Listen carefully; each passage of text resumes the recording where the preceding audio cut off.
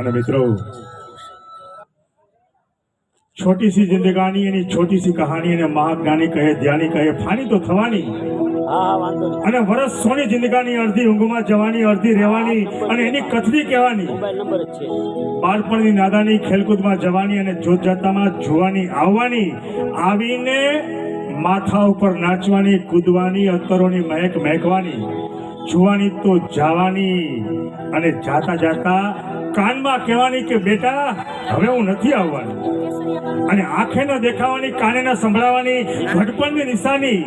તોય દીકરાના દીકરાની વહુ લાવવાની હોશ વધવાની આ છોટી સી જિંદગાની અને સાહેબ જિંદગીએ કેટલા રંગ બતાવ્યા જ્યારે વરરાજા ચિરંજીવી વિવેક કુમાર